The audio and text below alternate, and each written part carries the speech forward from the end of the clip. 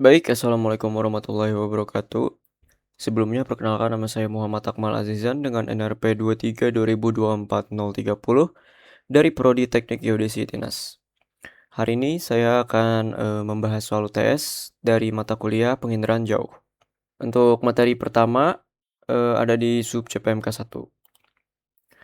Baik, soal pertama, bandingkan karakteristik sensor optik dan sensor radar atau SAR dalam hal prinsip kerja, kemampuan akuisisi data pada siang atau malam hari, dan dipengaruhi oleh cuaca, lalu jenis informasi yang dihasilkan. Berikan masing-masing satu contoh satelitnya. Baik, di sini ada aspeknya untuk masing-masing sensor. Yang pertama ada prinsip kerja. Sensor optik ini adalah sensor pasif yang berfungsi untuk merekam energi elektromagnetik yang dipantulkan objek dari sumber alami. Contohnya seperti matahari. Lalu ada sensor radar. Sensor radar ini termasuk sensor aktif, yang maksudnya adalah sensor yang memancarkan gelombang mikro sendiri ke permukaan bumi dan merekam pantulannya kembali. Lalu ada aspek kemampuan akuisisi data. Kemampuan untuk sensor optik ini umumnya hanya dapat merekam pada siang hari dan sangat dipengaruhi oleh awan, kabut, atau asap. Lalu pada sensor radar dapat beroperasi siang maupun malam, serta menembus awan, kabut, dan asap ringan. Lanjut untuk jenis informasi yang dihasilkan. Untuk sensor optik menghasilkan informasi spektral seperti warna, vegetasi, badan air, tutupan lahan, dan kondisi termal. Sedangkan sensor radar menghasilkan informasi struktur permukaan, kekasaran permukaan, kelembapan tanah, deformasi permukaan, dan topografi. Kelebihan dari sensor optik adalah hasil visual lebih mudah karena menyerupai kondisi sebenarnya. Sedangkan sensor radar tidak bergantung pada cahaya matahari dan kondisi cuaca. Kekurangannya, pada sensor optik rentan terhadap tutupan awan. Sedangkan sensor radar, hasil citra lebih kompleks karena ada efek speckle dan distorsi geometrik. Contoh satelit yang biasa digunakan pada sensor optik biasanya digunakan Landsat 8, seperti sensor OLI dan TIRS. Sedangkan sensor radar biasanya menggunakan satelit Sentinel-1. Lanjut ke soal nomor 2. Jelaskan 4 jenis resolusi merumpuni spasial, spektral, radiometrik, dan temporal. Dan berikan contoh bagaimana masing-masing resolusi mempengaruhi analisis tutupan lahannya. Baik, yang pertama ada resolusi spasial. Resolusi spasial ini menunjukkan ukuran objek terkecil yang masih dapat dibedakan dalam citra. Semakin kecil ukuran piksel, semakin tinggi resolusi spasialnya. Pengaruh terhadap tutupan lahan pada resolusi spasial, yakni resolusi yang berjarak 1 meter dapat membedakan rumah, jalan, dan pohon secara individual.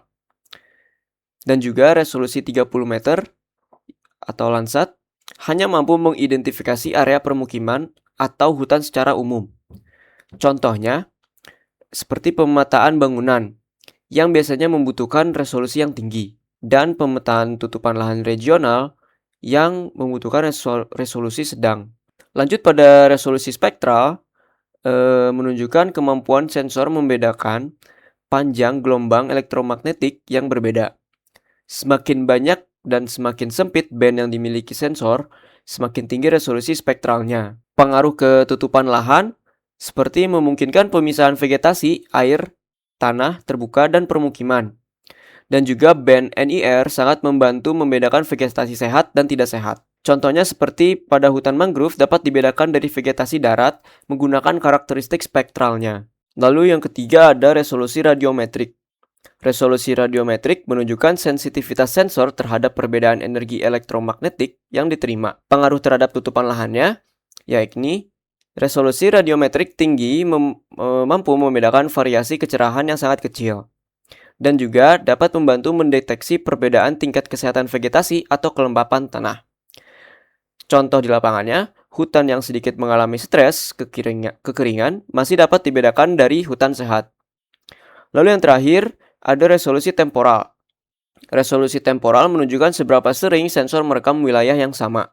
Pengaruh terhadap tutupan lahannya, semakin sering satelit merekam, semakin mudah memantau perubahan tutupan lahannya. Dan juga sangat penting untuk mendeteksi perubahan yang cepat. Contoh pada lapangannya, seperti pemantauan deforestasi, pemantauan kebakaran hutan, dan pemantauan banjir. Lanjut ke soal nomor 3, yakni membandingkan minimal 2 satelit berbeda dan tentukan mana yang paling sesuai dengan mempertimbangkan resolusi spasial, temporal, dan karakteristik sensornya. Di sini kita mengambil contoh perbedaan Landsat 8 dan MODIS, Terra atau Aqua. Pada kriterianya, Landsat 8 memiliki resolusi spasial 30 meter atau multispektral, sedangkan MODIS hanya lebih mencakup 250 sampai 1000 meter. Pada resolusi temporal, Landsat 8 membutuhkan 16 hari, sedangkan MODIS membutuhkan 1 sampai 2 hari. Lalu karakteristik sensor pada Landsat 8 dan MODIS menggunakan sensor optik multispektral dan thermal. Ada kemampuan deteksi pada Landsat 8, kemampuan mendeteksinya baik untuk area yang kecil, sedangkan MODIS sangat baik untuk area yang luas dan cepat. Lanjut untuk contohnya, di sini menggunakan contoh pada kebakaran. Pemantauan perkembangan saat kebakaran terjadi, satelit Landsat itu kurang efektif karena revisitnya terlalu lama yang membutuhkan 16 hari atau mungkin lebih. Sedangkan MODIS itu sangat efektif karena revisitnya sangat sering dan juga cepat, hanya membutuhkan 1 sampai 2 hari. Baik, saya lanjutkan untuk materi kedua di sub CPMK kedua. Soal nomor 1, diketahui data histogram di N berikut. Hitung frekuensi kumulatif, presentasi kumulatif, dan tentukan DN pada persentil ke-30 dan ke-70. Di sini ada histogram DN dengan DN pixel dan frekuensi F-nya. Pada citra digital, biasanya setiap pixel memiliki nilai kecerahan, itu disebut dengan DN atau digital number. DN itu merepresentasikan untuk sumbu X dan frekuensi atau F merepresentasikan sumbu Y. Langkah pertamanya, kita menghitung keseluruhan jumlah frekuensinya. Sini frekuensinya ada 5, 8, 12, 10, 5 juga. Lalu ditambahkan, dijumlahkan, menghasilkan 40. Kenapa harus dijumlahkan? Karena presentasi dan persentil selalu dihitung terhadap total datanya. Lanjut ke menghitung frekuensi kumulatifnya. Di sini, frekuensi kumulatif berartikan jumlah pixel hingga DN tertentu. Contohnya, DN25 menghasilkan FK 5. Lalu untuk DN50, yakni untuk mencarinya tinggal ditambahkan FK lalu ditambahkan F. FK25 ditambah dengan F50, yakni 50 ditambah 8 menghasilkan 13. Lalu untuk mencari F kumulatif 75, yakni dengan hal yang sama, FK ditambah dengan F. Jadi FK50 ditambah dengan F75. 13 ditambah 12 menghasilkan 25. Begitu juga untuk runtunan ke bawahnya. Untuk mendapatkan 35, yakni FK ditambah F, 25 ditambah 10, 35, 35 ditambah 5 sama dengan 40. Lanjut untuk mencari persentase. Di sini ada rumusnya untuk mencari persentase. Persentase sama dengan F per N dikali 100. N ini adalah nilai jumlah dari frekuensi yang tadi udah dihitung. Nah, tinggal dimasukkan. Kita ambil contoh di DN75. Di DN75 ini F-nya 12. Nah, tinggal dimasukkan F per N 12 per 40 dikali 100 menghasilkan 30%. Untuk yang lainnya juga menggunakan rumus yang sama. Lalu lanjut untuk mencari persentase kumulatif. Di sini untuk rumusnya hampir mirip dengan mencari persentase, cuman di sini F-nya diganti dengan FK, F kumulatif. Persentase kumulatif sama dengan FK sama dengan N. FK per N dikali 100. Kita ambil contohnya di N75 juga. Di sini tinggal dimasukkan saja nilainya. 25 per 40 dikali 100 menghasilkan 62,5%. Artinya 62,5% ini adalah pixel yang dimiliki di N75. Yang terakhir kita mencari nilai persentilnya. Persentil ke-30 ini, langkah pertamanya cari posisi pixel ke-30% lalu dikalikan 40. Akan menghasilkan pixel ke-12. Lalu frekuensi kumulatif di N25 sama dengan 5, di DN50 sama dengan 13 akan menghasilkan pixel ke-12 yang ada di kelas DN50. Artinya karena observasi ke-12 ini berada pada kelompok DN50, maka nilai persentil ke-30-nya adalah 50. Begitu juga dengan persentil 70. Dikarenakan observasi ke-28 ini ada di kelas DN100, maka persentil ke-70 adalah 100. Lanjut ke soal nomor 2. Diketahui citra satelit berukuran 3x3 dengan 3 saluran yang tersimpan dalam format BIP. Ubah ke format BSQ dan tampilkan masing-masing band dalam bentuk matriksnya. Di sini ada citra satelit 3x3 dengan 3 saluran. Yang pertama kita lakukan harus yakni mengelompokkan dari angka pertamanya.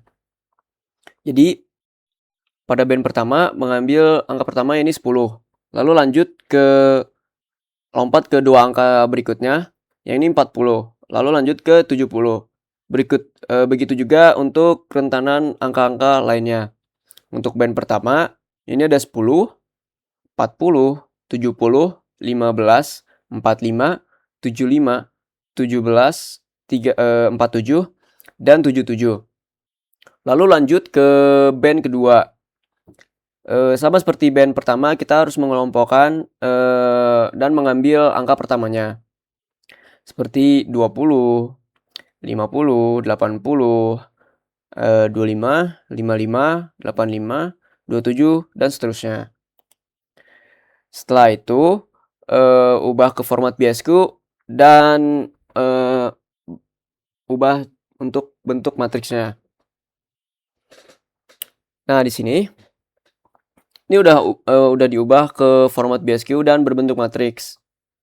Untuk soal nomor 3, diketahui sigma 1 sama dengan 10, sigma 2 sama dengan 12, sigma 3 sama dengan 8, R12 sama dengan 0,9, R13 sama dengan 0,3, dan R23 sama dengan 0,4. Hitunglah nilai OIF untuk kombinasi band 1, 2, 3. Lalu jelaskan makna nilai OIF tersebut dalam pemilihan komposit RGB. Di sini rumus OIF yakni sigma 1 ditambah sigma 2 lalu ditambah sigma 3. Lalu dibagi R12 ditambah R13 ditambah R23. Karena pada soal ini nilainya sudah diketahui semua, kita tinggal masukkan saja ke dalam rumusnya. Seperti ini. OIF sama dengan 10 tambah 12 tambah 8 per 0,9 tambah 0,3 tambah 0,4 yang menghasilkan 30 per 16 atau 18 per 7, 75.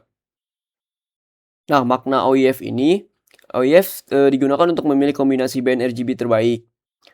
Prinsip yang digunakannya, simpangan baku terbesar akan menghasilkan informasi yang tinggi. Lalu, korelasi yang kecil membuat informasi antar band tidak redundan. Nah, karena OIF ini nilainya 18,75 yang lumayan tinggi, kombinasi band 1, 2, 3 ini memiliki informasi yang cukup baik dan bisa digunakan sebagai kandidat komposit RGB. Lanjut ke soal nomor 4. Jelaskan perbedaan antara true color composite dan false color composite. Lalu berikan contoh kombinasi band pada Landsat 8 atau 9 serta interpretasi objeknya. Nah, di sini perbedaan true color dan false color adalah true color menggunakan band merah, hijau, biru pada kanal RGB.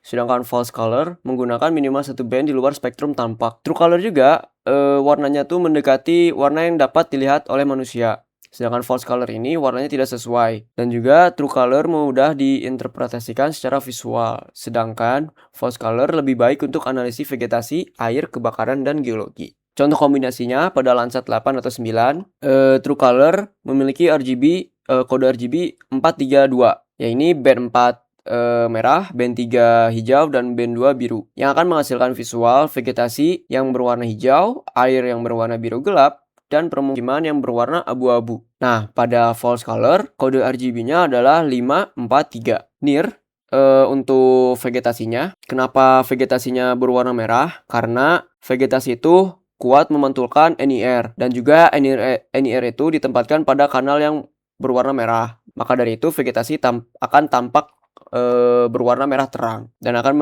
menandakan vegetasi itu sehat. Lalu pada green-nya berwarna merah dan blue-nya berwarna hijau, yang akan menghasilkan hasil visual vegetasi sehat yang berwarna merah terang, air yang berwarna hitam atau biru gelap, dan permukiman abu-abu kebiruan. Lanjut untuk materi ketiga di sub CPMK 3. Untuk soal nomor 1, sebutkan 3 jenis kesalahan radiometrik pada citra satelit dan jelaskan penyebab dan metode koreksinya. Nah, yang pertama itu ada kesalahan akibat atmosfer atau sering disebut atmospheric effect. Penyebabnya, energi dari objek mengalami hamburan dan penyerapan oleh awan, uap, air, aerosol, dan debu sebelum mencapai sensornya. Dampaknya, nilai DN yang direkam sensor berbeda dari kondisi sebenarnya di permukaan bumi. Contohnya, objek perairan yang seharusnya gelap tampak lebih terang akibat hamburan atmosfer. Metode koreksi yang digunakan adalah atmospheric correction untuk mengurangi pengaruh atmosfer pada citra. Metode yang umum digunakannya yakni Dark Object Subtraction atau DOS, Radiative Transfer Model, flash, dan quark. Yang kedua ada kesalahan sensor atau sensor noise, menyebabkan kerusakan detektor,